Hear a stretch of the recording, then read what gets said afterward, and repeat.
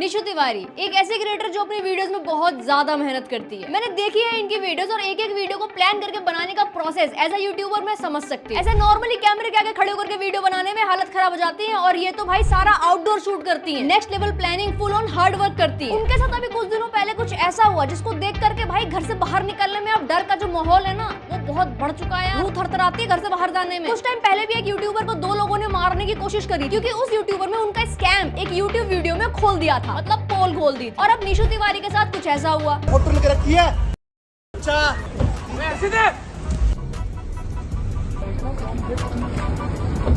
वो तो सीसीटीवी कैमरे से निकाल लेंगे। नंबर आ गया। मैंने जिन लड़कों की बात करी थी ना वो भी दोबारा आए थे, ठीक है। उन्होंने यहाँ पे मारपीट करी और मेरी पूरी गाड़ी भी तोड़ दी। मैंने उनको कुछ भी नहीं बोला था, नॉट इवन सिंगल वर्ड, ठीक है। वो सुबह से मुझे ट्रैक दे रहे थे, सुबह से और मेरे फ्रेंड को भी बहुत मारा। मेरे ऊपर दिल्ली जैसे शहर में, राजधानी में दिन दहाड़े हुआ है। मैं आज वीडियो शूट कर रही थी और उसके बाद मैं एक चाय की टपरी पे रुकती हूँ चाय पीने के लिए, तभी वहाँ पे 3-4 गाड़ियाँ आती है, स्विफ्ट, स्कॉर्पियो और भी 2-4 थी जिन पे काले शीशे थे और वो बदतमीजी करते हैं दिन दहाड़े, ठीक है। मुझे हरास करते हैं, मेरे ऊपर गाड़ी चढ़ाने की कोशिश करते हैं। उसके बाद मैं बहुत ज्यादा घबरा गई तो मैं वहाँ से चली गई और मेरा दोस्त तभी वहाँ पर गाड़ी मोड़ रहा था। वो बंदा जो स्विफ्ट में बैठा हुआ था वो वहाँ पे आता है, मेरे दोस्त को मारता है, मेरी गाड़ी तोड़ता है, उस पर हमला करता है। ये गाड़ियां मुझे सुबह से ट्रैक कर रही थी, मेरे पीछे थी, फिर भी मैंने इग्नोर किया और वो मेरे पे हमला करने आए थे। मेरी पूरी गाड़ी तोड़ी है। अगर मुझे या मेरे टीममेट में से किसी को कुछ भी होता है तो यही लड़के जिम्मेदार होंगे, क्योंकि जो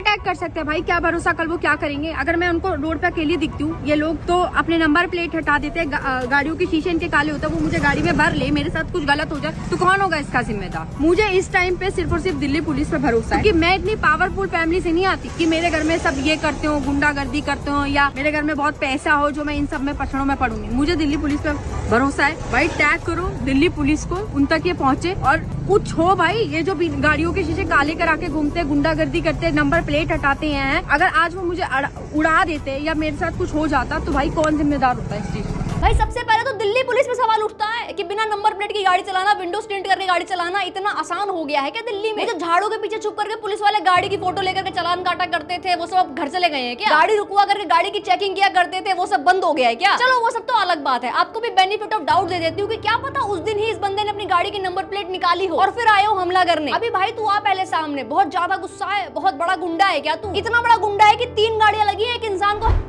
करने के लिए, वो भी जब सामने वाला प्रिपेयर्ड ही ना हो। जब सामने वाला चाय पीने गया वहाँ पे तू का बच्चा बोल रहा है उसको। हरकतें तो भाई तेरी हैं, पर चलो माँ को बीच में नहीं लाते हैं यहाँ, क्योंकि वो खुद शर्मिंदा होगी तेरी जैसी औलाद पैदा करके। भाई दिल्ली में इतना आसान हो गया है कि लड़कियों को करना, वो भी दिन दहाड़े। अब तक तो न्यूज आती थी कि रात में ये हो गया, शाम में ये हो गया, सुबह ये हो गया, दिन में ये हो गया। दिन में पूरी दुनिया उस रोड पे चल रही है। मैं ये वीडियो व्यूज के लिए बिल्कुल भी नहीं बना रही हूँ, क्योंकि ये जो अभी निशु दीदी के साथ हुआ ऑलमोस्ट मेरे साथ भी हुआ था, बट पूरा डिफरेंट सिचुएशन था, डिफरेंट माहौल था। अभी कुछ दिनों पहले तुम लोगों ने मेरे शॉर्ट चैनल पे वीडियो देखी होगी जो मैं मूर्थल गई थी अपने दोस्तों के साथ रात में। सुबह करीब 4:30 या 4 बज रहे होंगे जब मैं वहां से वापस आ रही थी और हमने रोड पकड़ी थी लाल किले वाली। लाल किले के रोड से हम आ रहे थे तो मेरी फ्रेंड ने बोला कि ओए आजा चल लाल किले की ना फोटो लेके आते हैं, लाइट जल रहे हैं, सुंदर लग रहे हैं। गाड़ी बस हमसे 20 मीटर की दूरी पे होगी, हम गाड़ी से उतर करके बस लाल किले की फोटो ले रहे थे। इतने में 2 लड़के आए स्कूटी से, व्हाइट एक्टिवा। मेरे को नंबर याद नहीं है उस स्कूटी का, वरना जो मैं उसका हाल करती ना। हम कुछ नहीं, आराम से लाल किले की फोटो ले रहे थे और पीछे मुड़ के जा रहे थे, इधर साइड से डायरेक्ट हम दोनों को थ्रेट दे दिया। वैसे तो मैं इन सारी चीजों को ना इग्नोर करती हूँ कि चलो कोई बात नहीं, लेकिन उस टाइम मेरा जो गुस्सा इतना तेज तनका ना, मैंने इतनी गंदी गंदी गालियां दी ना, अगर मैं यहाँ पे बताने लग जाऊँ कि मैंने उनको क्या क्या बोला है तो ये वीडियो पूरा बीप पे चलेगी। और दुख तो इस बात का है कि मैं उसके स्कूटी का नंबर नहीं देख पाई, क्योंकि उसने कुर्ता पहना हुआ था व्हाइट कलर का जिससे नंबर प्लेट छुप रहा था। अब क्योंकि वो 2 लड़के स्कूटी पे थे और मेरे दोस्त गाड़ी के अंदर थे, जब तक मैं गाड़ी तक गई वो अपनी स्कूटी 50 की स्पीड करके भगाने लग गए सीधे। उसका पीछा भी किया हमने पर मिले नहीं हमें, वरना भाई न्यूज तो आई जाती कि 5 दोस्त निकले थे मूर्थल में पराठे खाने, वापसी में 2 लोंडों को कूट दिया। अब मेरे में तो उस टाइम एकदम से हिम्मत आ गई थी, जो मैंने उन दोनों लड़कों को कम से कम सुनाया तो सही, पर हर लड़की ये नहीं कर पाती। लड़कियां छोड़ो लड़के भी नहीं कर पाएंगे यार, जब तुम प्रिपेयर ना हो और कोई तुमको आकर के सामने से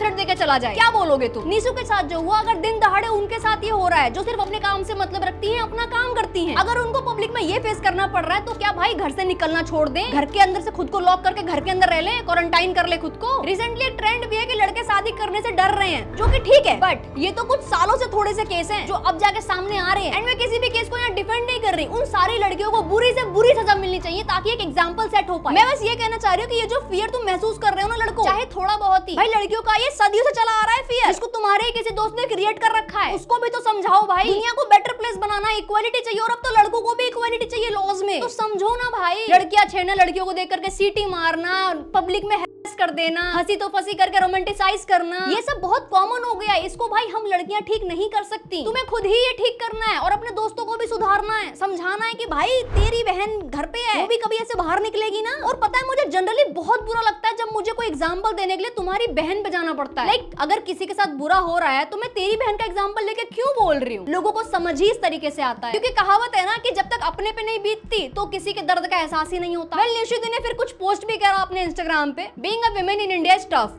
Being a known woman, famous, a content creator is even tougher.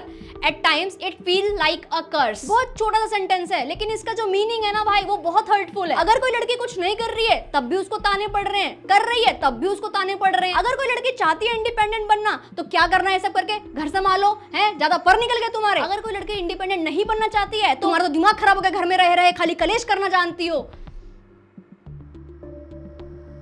Seriously guys, हम लोग 2025 में जी रहे हैं, थोड़ा सा दिमाग का विकास करो। All we want is to do our work, stay humble and live peacefully, but the moment you receive a little bit of attention और recognisation, it's like the world flips. On the street, success doesn't earn your respect. It invites stares, whistle and men trying anything just to get a reaction from you. I'm definitely sure कि ये जितनी भी female creators हैं उनके साथ ये होता है, लेजिटली होता है कि आप जा रहे हो कहीं पे, इवन मेरे साथ भी होता है कि मैं कहीं जा रही हूँ, अगर मेरे को कोई जान रहा है, मतलब रिकॉग्नाइज कर रहा है कि अरे ये तो वीडियो बनाती है, तो यार घूर करके हमें ऐसे मत फील कराओ ना कि यार मतलब क्यों मुझे क्यों घूर रहा है। कॉमन सेंस होता है यार, तुम घूर घूर करके सामने वाले को ऑकवर्ड फील करा देते हो कुछ लोग। The scariest part, the system that's supposed to protect us, the laws, the authorities, the structures we trust, end up being either absent, broken or indifferent. When you are in trouble you realize you are alone, and if you want to survive you have to accept this cruel reality. इस पे गौतमी का भी comment आया है, I understand how scary it gets and why one feels the need to just shut off, erase everything, back off and move on. Only those who have been there get it, sending strength. अभी पता ही होगा तुमको कि कुछ महीनों पहले ही गौतमी को कितना ज्यादा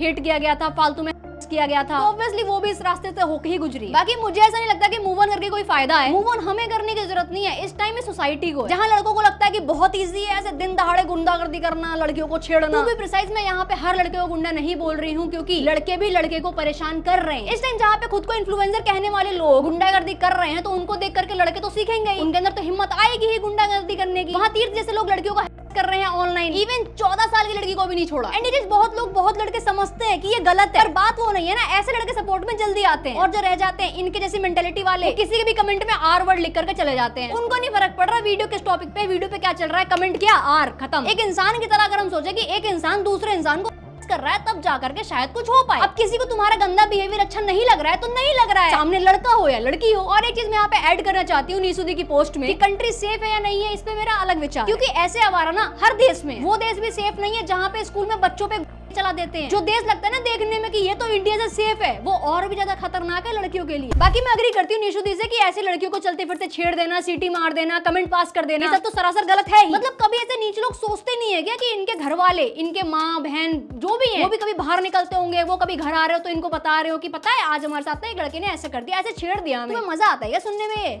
नहीं ना, तो तुम क्यों कर रहे हो? अपनी फैमिली पे कोई बात आई है ना तो ये सुन करके इनका खून खोल जाएगा। और तेरा भी, जो तू उसको गालियां दे रहा है बिना कुछ किए, तेरे खुद के घर वालों को कोई अगर ऐसा कह गया ना और तू चुप रह करके सुनता गया तो बताइए मुझे, तेरे में इतनी हिम्मत भी नहीं है कि तू गाड़ी पे नंबर प्लेट लगा करके आ जाए। किस बात की ऐंठ है भाई, किस बात का धौंस है? देख तुझे लगता नहीं है पर डरता तो तू है पुलिस से। भाई इस वीडियो के माध्यम से मैं भी दिल्ली पुलिस से बोलना चाहूंगी कि इसको और इसके साथियों को पकड़ करके इनकी अक्ल ठिकाने लगाओ, थोड़ा तो सेफ रख लो कंट्री को। हम भी सिटीजन है यहाँ के भाई, हमें भी अधिकार है चैन से घूमने का, बाहर निकल करके हम भी टैक्स पे करते हैं। अभी अगर यूपी में हुआ होता ना ऐसा कुछ तो अभी तक ये चलने लायक नहीं होता, चलना छोड़ो बोलने लायक नहीं होता। दिल्ली में है तो बिल में घुसा है, सेफ है, पर कब तक इसको भी नहीं पता। बाकी दोस्तों अभी तुम लोगों ने एक और न्यूज सुनी होगी, महाकुंभ में जो लड़की बहुत फेमस हुई थी मोनालिसा करके, उसको भी एक डायरेक्टर ने मूवी देने के बहाने कर दिया, ऊपर से वीडियो भी बना ली और लीक करने की धमकी दे करके बार बार उसको टॉर्चर करता गया। सनोज मिश्रा को रेप केस में गिरफ्तार किया गया है।